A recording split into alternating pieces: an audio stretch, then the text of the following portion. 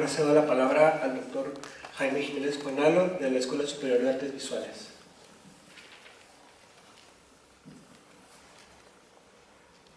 Creo que ya está. ¿Listo? Bueno, hola, ¿qué tal? Muy buenos días. Es para mí, sinceramente, un placer estar con ustedes aquí el día de hoy en esta universidad, que es también mi universidad, y donde desafortunadamente no tengo la oportunidad de estar con mucha frecuencia, pero estas contadas ocasiones son para mí un lujo, un placer. Así que muchas gracias por aceptarme aquí el día de hoy y por escucharme. Desde más o menos 1986, que fue cuando yo ingresé a la entonces Escuela Nacional de Artes Plásticas de la UNAM, dos pasiones han dominado mi vida en lo profesional. Una de ellas es la creación artística y la otra, ya desde que estaba yo estudiando, es tratar de comprender lo que es el arte. ¿Qué es el arte? ¿Cómo funciona? ¿Y para qué sirve? Y algo que debo comentar antes de arrancarme con mi ponencia, que por cierto está en línea para los que la quieran leer completa, porque no la voy a leer. Tengo la manía de tratar siempre yo de encasillar las cosas como en categorías, por ahí tengo ese vicio, ¿no?, de la lógica formal y de tratar de acomodar todo en su lugar. La mesa a la que fui invitado el día de hoy se titula Pertinencia de la educación universitaria, pertinencia de las universidades de arte, decía el programa, y su relación con las políticas sociales y culturales. Para mí muy importante, antes de intentar tocar este tema, es aclarar los términos de los que estamos hablando. Estamos hablando de universidades, estamos hablando de arte, estamos hablando de políticas sociales y de políticas culturales. Una cosa que yo he venido señalando ya desde hace un poco más de 15 años es que cuando hablamos de arte, y en particular cuando hablamos de estudiar el arte, enseñar el arte, promover el arte o hacer cualquier cosa profesionalmente con el arte, lo primero que deberíamos poder hacer es señalar qué es esa cosa de la que estamos hablando. Me parece que en cualquier otro campo de conocimiento a la gente le parecería inaceptable que yo fuera un experto en aeroplanos, pero no les pudiera decir qué es un aeroplano. O que yo dijera que soy experto en ferrocarriles, pero les dijera que pues un ferrocarril es lo que para cada quien en cada momento se le ocurra que es un ferrocarril.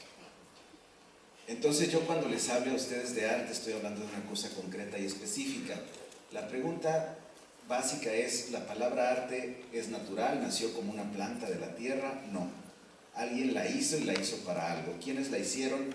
La hicieron los romanos. Antes de los romanos la palabra arte no existía. Los romanos hicieron esta palabra y había que saber para qué la inventaron, y una vez que lo sepamos es bien claro qué es el arte y qué no es el arte.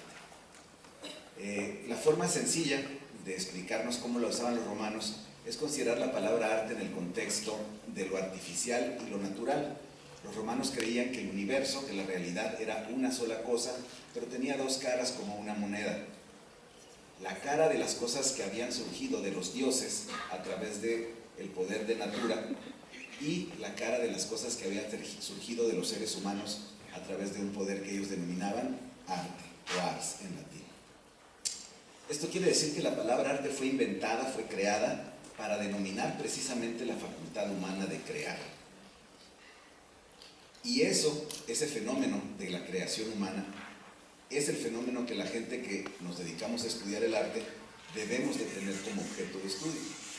Debemos de tratar de explicar qué es esa facultad humana de crear, y si hubiera algo que se pueda llamar una universidad de las artes, pues ese tendría que ser el fenómeno central que se estudiara en esa universidad.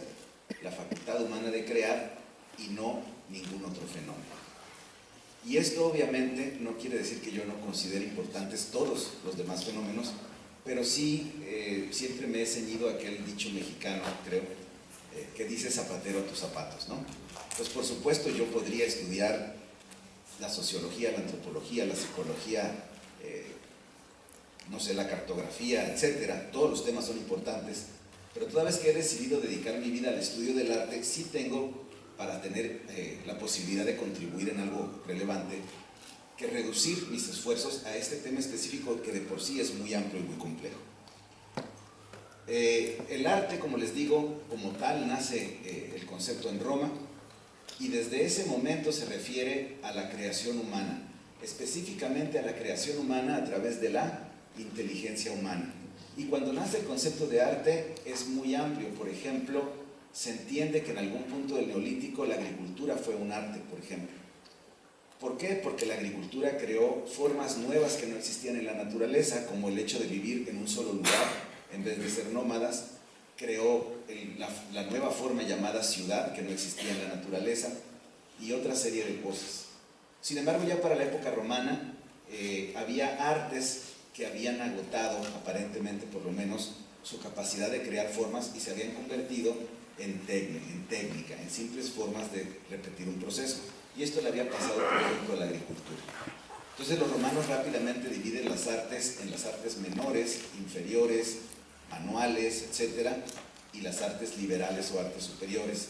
Y ahí es donde el arte se intersecta con el concepto de universidad. De Roma sale el concepto de artes liberales como aquellas artes cuyo propósito principal es el de crear formas del conocimiento, de la razón. Y estas artes incluyen cosas como la gramática, la retórica, la astronomía, la música, entendida muy al estilo romano, que más que consistir en tocar música como les vemos hoy, consistía en estudiar la armonía a través de sistemas numéricos, la arquitectura, eventualmente el derecho y la teología ya para el medievo. Entonces el concepto de universidad nace en el medievo asociado íntimamente al concepto de arte, pero entendido como las artes liberales, ¿sí? Como estas artes de la razón, del conocimiento, de la creación del saber humano. Solamente con el paso del tiempo, las artes que hoy entendemos la mayoría como artes, que serían las artes visuales, musicales, las artes escénicas, coreográficas, etc., solamente después de mucho tiempo van a ingresar en el ámbito de la universidad. Cuando la universidad nace en el medievo, nace con varias características importantes que hay que recalcar.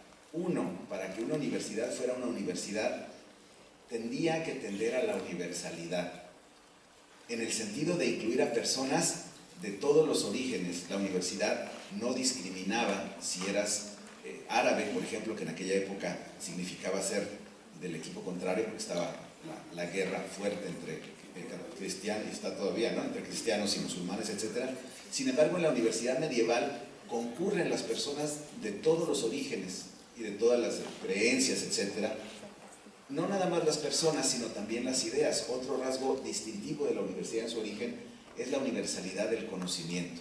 Para que una universidad sea de verdad una universidad, tiene que darle entrada a todas las ideas, aun a las que son contrarias entre sí, y dejar que la gente que estudia decida cuáles son las ideas que funcionan y cuáles las que no. Y finalmente, el concepto de autonomía, que también nace desde el principio con la universidad, pero que siempre ha sido motivo de lucha, puesto que la autonomía puede ser simplemente administrativa o puede ser una auténtica autonomía en la producción de conocimiento. Ya en el medievo la universidad luchaba porque, aunque le dieron autonomía administrativa, pues la iglesia controlaba lo que se podía o no se podía enseñar. Muchos años después de que ya había prevalecido la visión de que la Tierra giraba alrededor del Sol, en las universidades estaban obligados a enseñarle a los alumnos que había otra teoría igualmente válida donde el Sol era donde la Tierra era el centro del universo, perdón. Entonces, esto provocó la lucha de las universidades por conseguir una autonomía real, verdadera. Creo yo que esa es una lucha importante que sigue aquí y ahora en todo el planeta, particularmente aquí en Tijuana y en el resto del país. La lucha en las universidades por la concurrencia libre de las ideas. Y evitar, pues, que aunque pueda haber una aparente autonomía administrativa, finalmente haya grupos de poder que controlan lo que se puede o no se puede aprender en una universidad.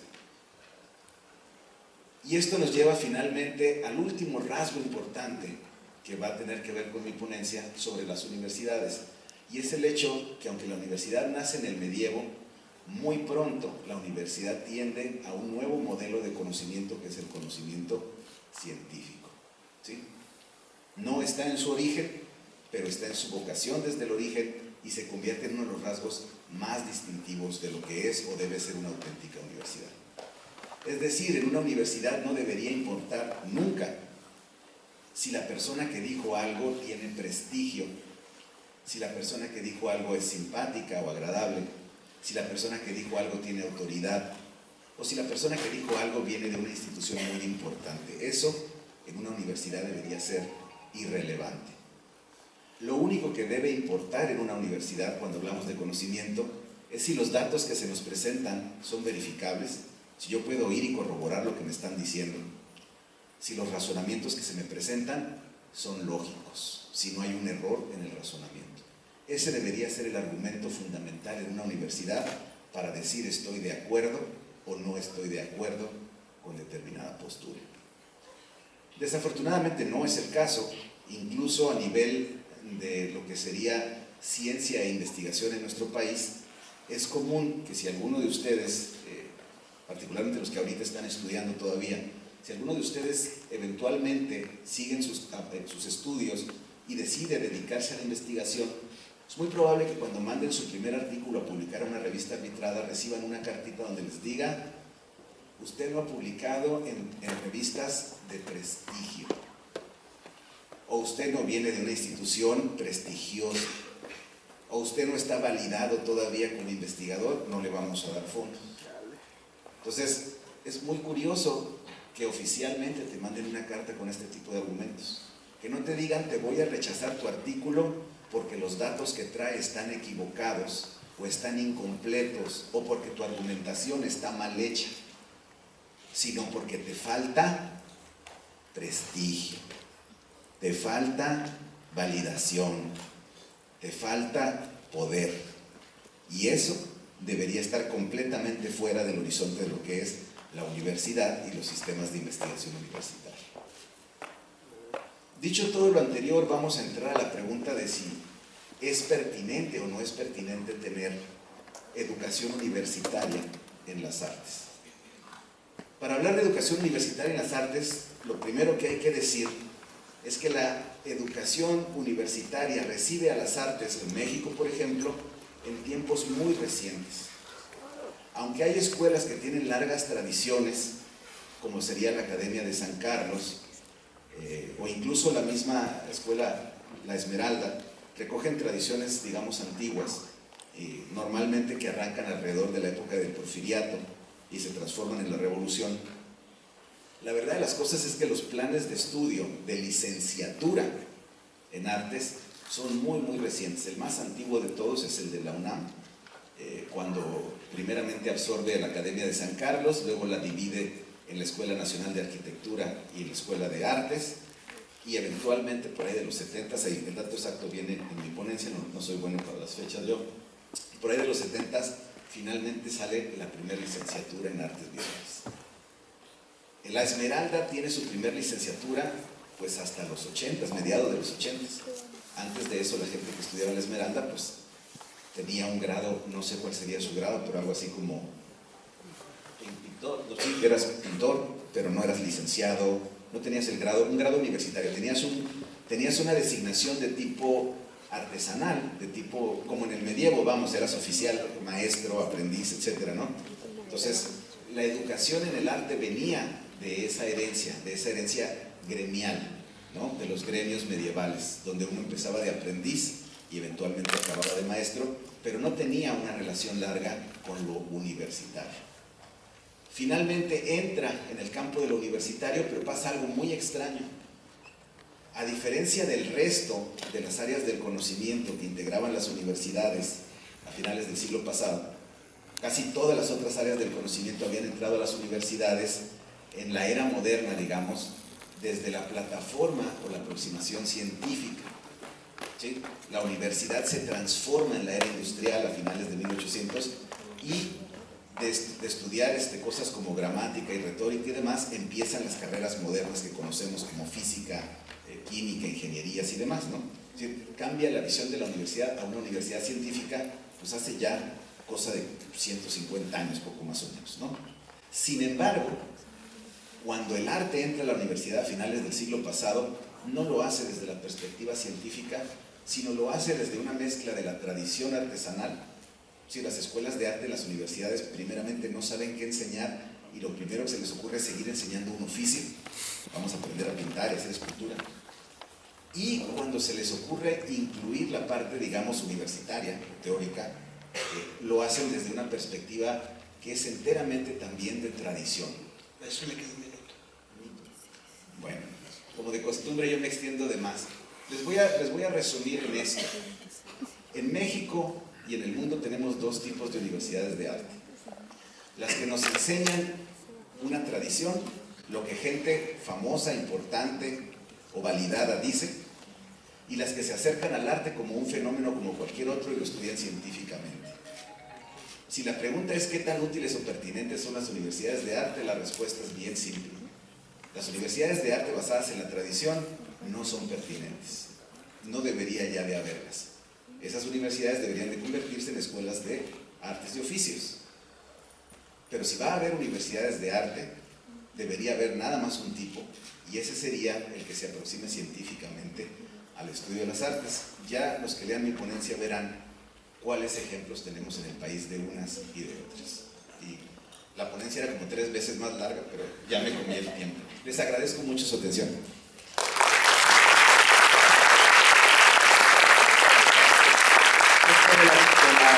De los paneles y las mesas siempre es un acto de crueldad por la cuestión del tiempo.